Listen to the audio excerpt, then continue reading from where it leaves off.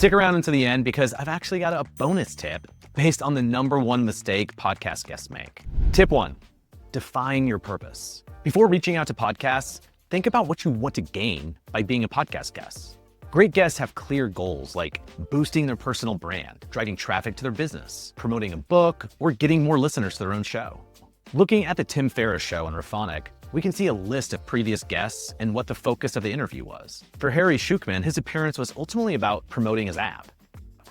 For Aaron Stupple, it was promoting his book. If you can figure out your goal, it will help you steer your decisions when it comes to all the rest of these tips I'm gonna give you.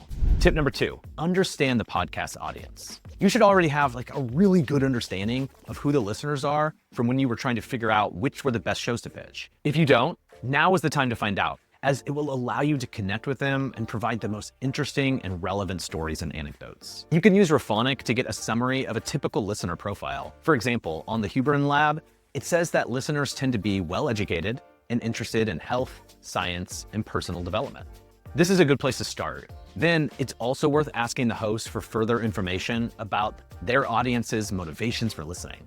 Then keep this information in mind at all times during the interview. Tip number 3, complete the guest form and vetting chat. Before you get booked, many podcast hosts will ask you to fill out a guest form to get to know you better. And they may also ask you to join a short call to discuss your topic in more detail and see what's the best direction to take with the interview. The sooner you complete these tasks, the better, as it leaves the host with more time to prepare. Tip number 4, prepare your key messages and stories. One thing you do is listen to past episodes to catch the show's style and common questions that the host asks. And then prepare 3 key points you want listeners to remember. If your expertise is in gardening, these might be that you don't need a huge backyard to enjoy gardening, you don't need chemical fertilizers, and don't be afraid to experiment. Then prepare a story for each key message, because people remember stories better than facts. Use the basic storytelling formula of hook listeners in, share the challenge faced by the subject of your story, what steps help them overcome it, add some tension, share the takeaway.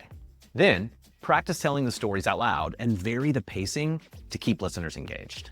Tip number 5, prepare your recording equipment and space. Good sound quality is super important because bad audio can turn listeners away. If you're doing a remote interview, use a USB mic and put on some headphones to avoid echo and feedback. Find a quiet room with lots of soft furnishings and make sure your internet connection is strong. Then make sure the room is bright, put your phone on Do Not Disturb, and turn off your laptop notifications. Tip number 6, nail your delivery. During your interview, you'll want to avoid rambling. Instead, you should just be clear and to the point. Speak with energy and avoid sounding monotone. Engage with the host and use soundbites, which are essentially short, memorable statements. Here's an example of a soundbite by Alex Hormozy. Notice how it also makes a great clip for social media, as it can stand alone when taken out of the context of the full podcast interview.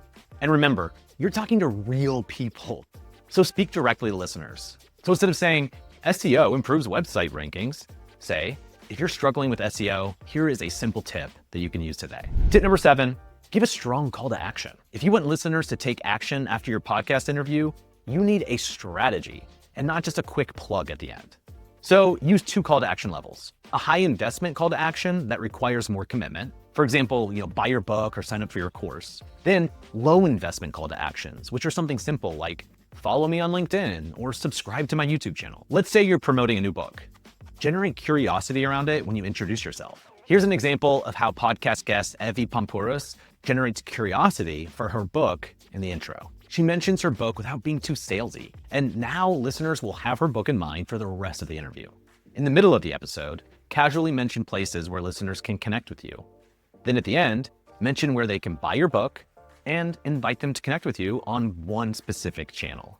Tip 8, promote your podcast appearance. Don't just wait for people to find your interview. Share the episode everywhere. Post on your social media, send it to your email list, create short clips for social media, or even turn it into a blog post for your website. More listeners benefits both you and the podcast host. Imagine your interview is their most listened to episode. You're more likely to get invited back, which allows you to build even more of a connection with listeners. This leads me on to my next point. Tip number 9, build relationships with hosts. If you want to be invited back or even get referred to other hosts, be responsive to the host. Be on time to the interview. Stay on after the interview ends and offer them some advice for free. Send a thank you email. thank them publicly on social media, and share their content. That's it for today. Oh, wait. Here's the bonus tip.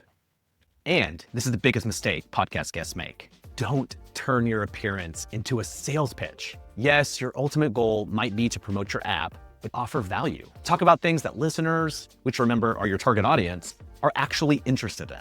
If you share valuable insights, listeners will naturally want to learn more about you. So there you have it. Don't forget to subscribe for tips on how to run more effective podcast guesting campaigns. Catch you next time.